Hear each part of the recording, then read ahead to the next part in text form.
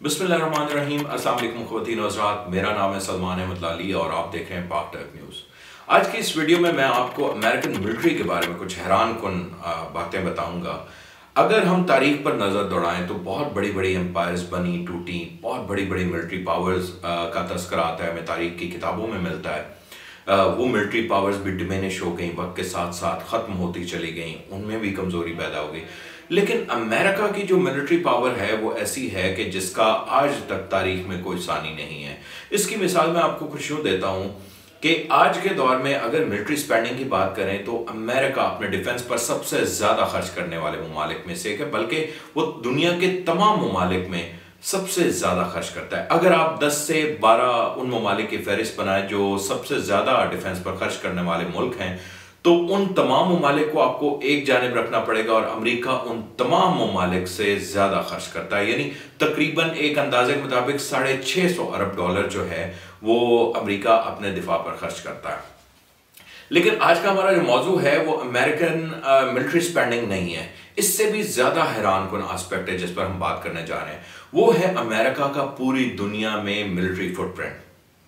अच्छा, मैंने आपको इस वीडियो के स्टार्ट में ये कहा कि तारीख़ आलम में इससे पहले अमेरिका की मिलिट्री पावर की कोई मिसाल नहीं मिलती कि अमेरिका के बराबर की कोई और एम्पायर मिलिट्री पावर के लिहाज से मजबूत हो, मुस्तहकम हो, ताकतवर हो।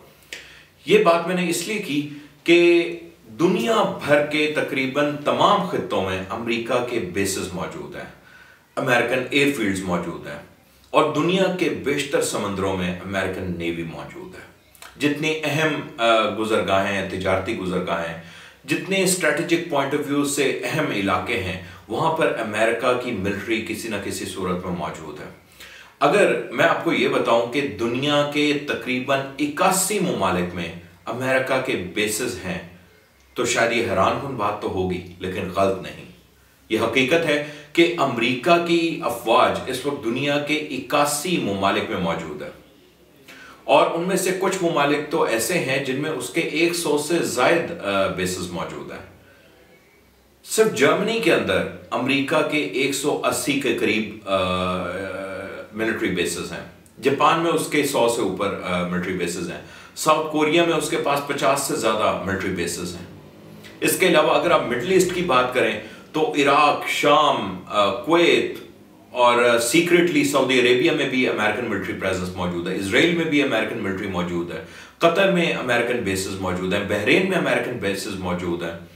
यूं ये तमाम जो खित्ते हैं, अहम खित्ते, उनमें अमेरिका की जो अफवाज हैं वो मौजूद हैं और किसी भी सूरत हाल से निपटने के लिए वो बहुत कम वक्त में दुनिया के किसी भी खत्ते में पहुंच सकती है और वहां पर अपनी कार्रवाई को मुकम्मल करके वो अपने शायद वापस बेसिस पर पहुंच सकती है। दुनिया में इतनी ज़्यादा फैलाव, जो मिलिट्री फैलाव है, उसकी कोई मिसाल इससे पहले तारीख में नहीं मिलती। ना ही जो अमेरिका के हरीफ हैं, चाहे चीन हो, चाहे रूस हो या दीगर उसके जो हलीफ ममालिक हैं, बरतानिया, फ्रांस, जर्मनी, इंडिया, इन तमाम ममालिक के गैर मुल्क में यानी out of their country military bases तो हैं, लेकिन उनकी तादाद बहुत कम है। रशिया की जो साबिक सोवियत स्टेट्स हैं उनमें बेसिस मौजूद हैं। शाम में जैसा कि आप जानते हैं कि रशिया ने बशार अल असद की हुकूमत की बहुत मदद की है और वहाँ पर रेबल्स के खिलाफ उनकी अफवाज ने मिलिट्री ऑपरेशंस में हिस्सा लिया, वहाँ पर उनका बेस मौजूद है। लेकिन अमेरिका का कोई कंपैरिजन नहीं है इसके मुकाबले में।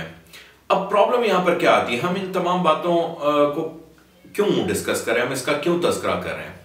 सबसे बड़ी बात तो यह है कि अमेरिका के ही रहने वाले बहुत सारे नक्काद और माहिरीन जो इन मामलों पर नजर रखते हैं वो ये कहते हैं कि अमेरिका को इतने ज़्यादा ममालिक में अपनी मिलिट्री प्रेजेंस रखने की ज़रूरत नहीं है, बहुत महंगा साबित होता है। एक अंदाजे के मुताबिक इन तमाम मिलिट्री बेसिस को ऑपरेशनल रखने के लिए तकरीबन $51 अरब खर्च होते हैं।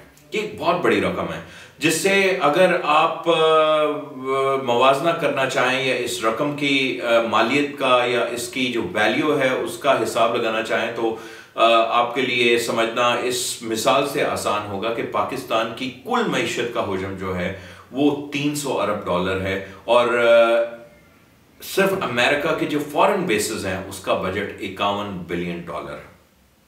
तो ये वो सारी सूरत हाल है जिस पर माहिरीन और नक्काद बहुत ज़्यादा तनकीद करते हैं अमेरिका के पॉलिसी साजों पर और अमेरिका की जो मिलिट्री इस्टेब्लिशमेंट है उस पर।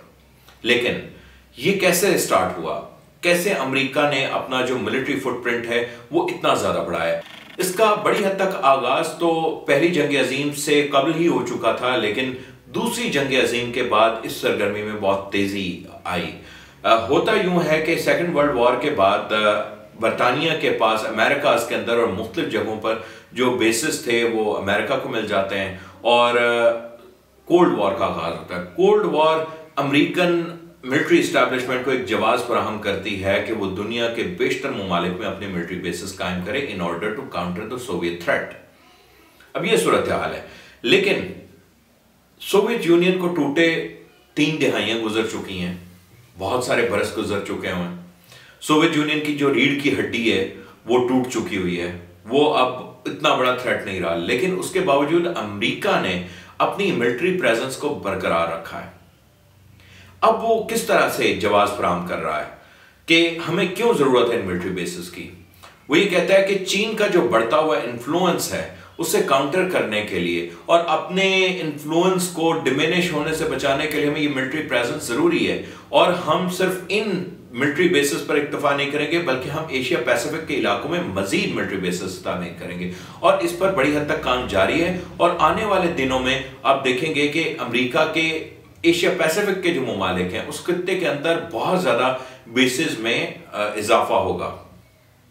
ये सारी की सारी सूरत हाल है जिसकी जानिब अमेरिका के एक साबिक सदर आइजनहावर ने निशानदेही की थी, उसकी तवज्जो दिलाई थी और उन्होंने कहा था कि ये जो मिलिट्री इंडस्ट्रियल कॉम्प्लेक्स है वो पब्लिक पॉलिसी पर बहुत ज्यादा असरअंदाज हो रहा है। अब मिलिट्री इंडस्ट्रियल कॉम्प्लेक्स से मुराद पेंटागन है और वो तमाम कंपनियां हैं जो डिफेंस प्रोडक्शन में हिस्सा लेती हैं, जो आर्म्स एंड एमुनेशन बनाती हैं, जो जदीद तरीन जंगी आलात बनाती हैं। उनका इतना ज़्यादा इन्फ्लुएंस है अमेरिका की पब्लिक पॉलिसी पर, बिलखुसूस डिफेंस पॉलिसी के ऊपर, कि बहुत सारी जो एक्सपेंशन है वो उनके अंडर इन्फ्लुएंस भी आई।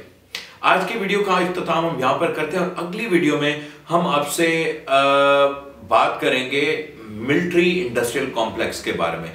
ये एक बहुत ही दिलचस्प फिनोमेना है कि मिलिट्री इंडस्ट्रियल कॉम्प्लेक्स अमेरिका की डिफेंस पॉलिसी, उसकी पब्लिक पॉलिसी को और उसकी फॉरेन पॉलिसी को किस हद तक मुतासर करती है। इसके साथ ही मुझे सलमान अहमद लाली को इजाजत दीजिए, अगली वीडियो में फिर आपसे मुलाकात होगी, तब तक के लिए अल्लाह हाफिज।